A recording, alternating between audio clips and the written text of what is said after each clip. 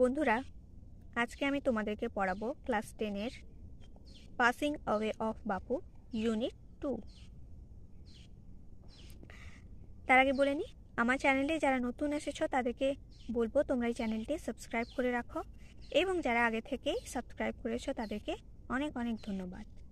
তোমরা কমেন্ট করে জানিও এই ভিডিও তোমাদের কেমন লাগে, বা কী কী ইমপ্রুভমেন্ট হলে তোমাদের আরও ভালো লাগবে, তোমরা সেই ফিডব্যাকটিও দিও। বা তোমাদের কি প্রয়োজন রয়েছে, কি রিকোয়ারমেন্ট রয়েছে, সেটাও আমাকে জানিও। নেক্সট ভিডিও থেকে আমি সেগুলোও তোমাদেরকে প্রোভাইড করব। তোমাদের এই ফিডব্যাক খুব গুরুত্বপূর্ণ। আমরা প্রত্যেকটা ফিডব্যাক গুরুত্ব সহকারে দেখি এবং সেই অনুযায়ী কতটা ইমপ্রুভ করা যায় আমরা তার চেষ্টা করি। So don't forget to comment. Please comment in the comment section what you want, or what are the improvements which I can do for you people.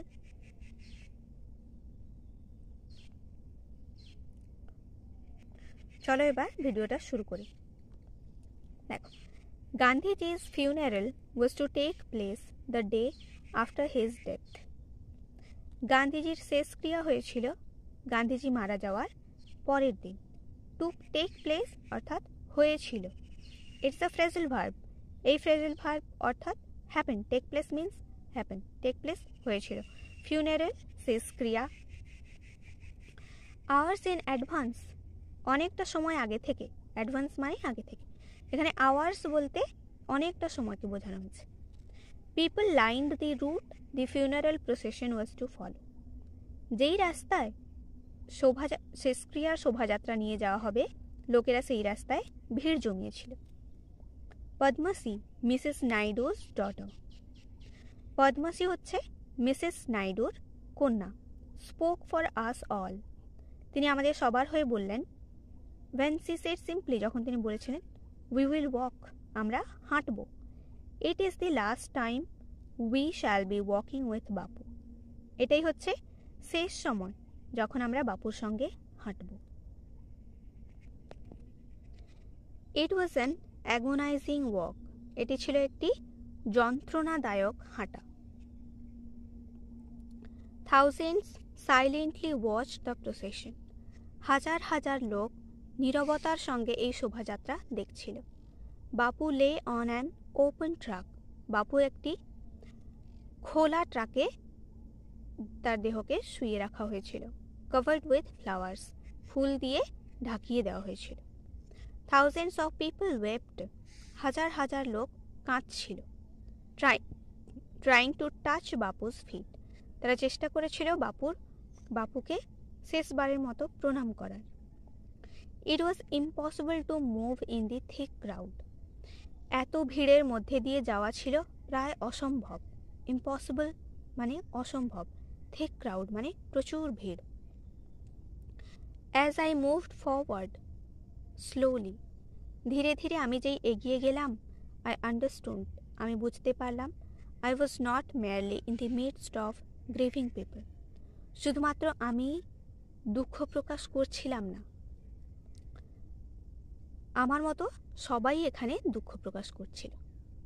This was even more than the funeral procession of India's beloved leader, এটা ভারতের প্রিয় নেতার শেষক্রিয়ার শোভাযাত্রার থেকে অনেক বেশি কিছু ছিল। I was among people for hmm walking with Bapu had a special meaning, আমি সেই সমস্ত লোকেদের মধ্যে ছিলাম যার কাছে বাপুর সঙ্গে হাঁটার অর্থ ছিল এক বিশেষ ব্যাপার। We had walked with Bapu over the rough and smooth of India's recent history,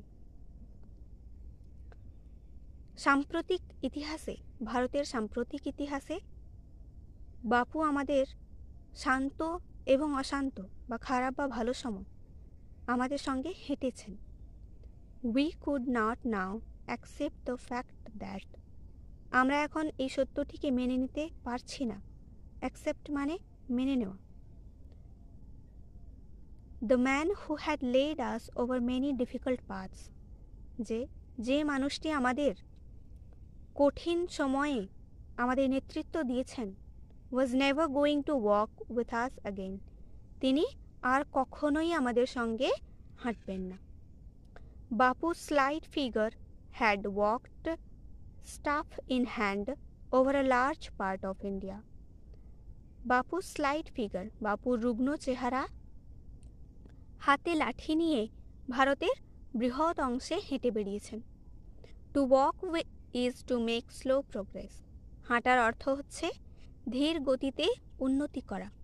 it is to think with clarity. স্বচ্ছতার সঙ্গে ভাবা and closely look at all that is around you. এবং খুব কাছ থেকে দেখা আমাদের চারপাশে কি হচ্ছে।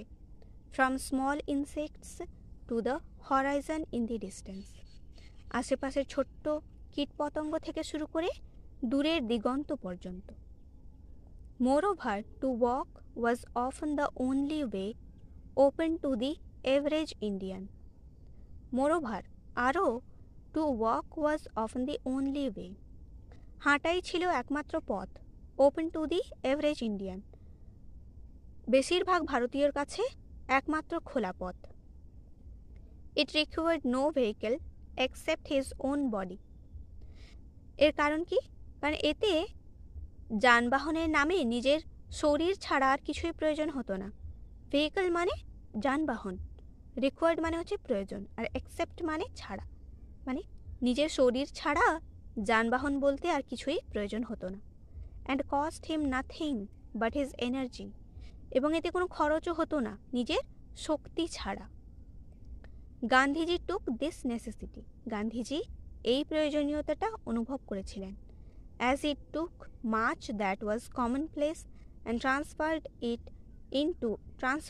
It into a joyful effort.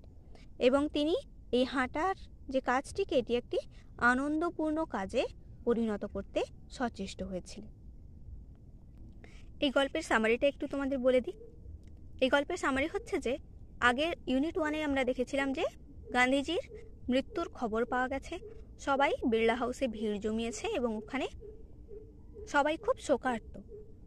Unit 2-তে আমরা দেখতে পাচ্ছি যে গান্ধীজির শেষক্রিয়ার প্রসেশন শুরু হয়েছে, যে রাস্তায় তার মৃতদেহকে নিয়ে যাওয়া হচ্ছে খোলা ট্রাকে ফুল দিয়ে সাজিয়ে। সেই রাস্তায় অসংখ্য মানুষ ভিড় জমিয়েছেন এবং তাদের মধ্যে দিয়ে লেখিকা ও বাপুর এই শেষ হাঁটার কাজে যোগ দিয়েছেন।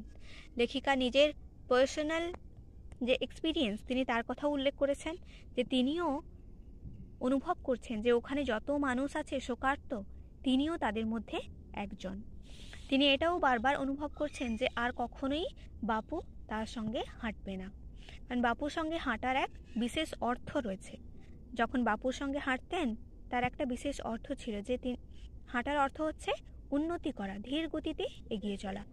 হাঁটলে কি হয়, আমরা চারপাশের ছোট ছোট কীট পতঙ্গ থেকে শুরু করে দূরের দিগন্ত পর্যন্ত সব কিছু আমরা নিজের চোখে দেখতে পাই। অর্থাৎ 1948 সালে তোমরাই বুঝতে পারছো যে ভারতবাসীর কাছে কোনো যানবাহনে যাওয়া ছিল স্বপ্নাতীত, কারণ ওই সময় লোকেদের আর্থিক ব্যবস্থা খুবই খারাপ ছিল। তাই গান্ধীজি কী করলেন, সমগ্র ভারতবাসীকে এক করতে তিনি হাঁটার পথ নিলেন, কারণ এতে কোনো খরচ হয় না নিজের এনার্জিটুকু ছাড়া, এবং সকলে হাঁটতে প্রস্তুত। তাই তিনি এই হাঁটার কাজটিকে একটি আনন্দময় চেষ্টায় পরিণত করেছিলেন। বন্ধুরা, আমি তোমাদের ইউনিট 2-এর কম্প্রিহেনশন এক্সারসাইজগুলো নেক্সট ভিডিওতে আলোচনা করব, তোমরা দেখে নিও।